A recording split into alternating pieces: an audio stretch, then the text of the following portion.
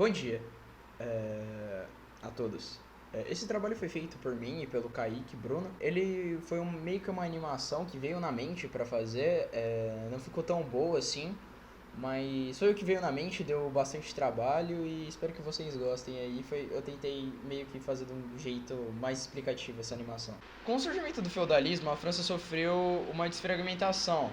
E então, no século XII, começaram o processo de centralização francesa, juntando todas as partes. E essa junção foi possível apenas por conta da batalha contra os ingleses que estavam tentando invadir o norte da França. Logo, com essa vitória do grande exército francês, foi possibilitada a grande expansão do poder político real. Então, o rei, no caso Filipe II, criou meio que um exército de autoridades que iriam contra os senhores feudais, uma oposição. E como ele ganhou tanta força para fazer isso? Simples, a burguesia também iria se favorecer fazendo isso. Eles então começaram a dar dinheiro para o rei para que ele garantisse a carta de franquia, documento que o próprio monarca concedia que liberava os centros urbanos das taxações feudais. Passando um pouco do tempo, no governo de Luís IX, o poder foi aumentado e foram criadas várias instituições políticas jurídicas subordinadas a leis nacionais. E é assim que o comércio foi crescendo cada vez mais, já que estabeleceram apenas uma moeda comercial no país todo. Algum tempo depois, com Filipe IV, a monarquia já era presente e completamente dominante na França, e em 1312 foi criada a Assembleia dos Estados Gerais, com a finalidade de reafirmar a política do rei.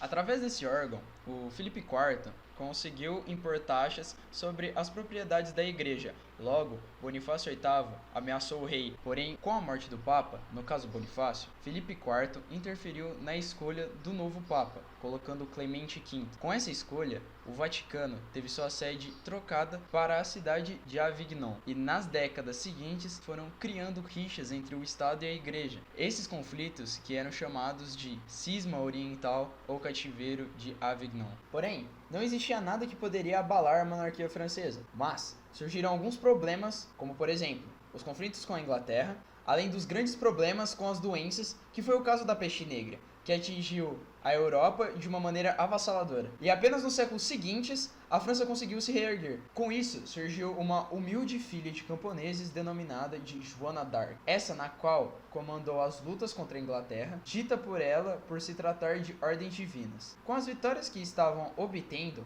Carlos VII foi coroado como rei da França.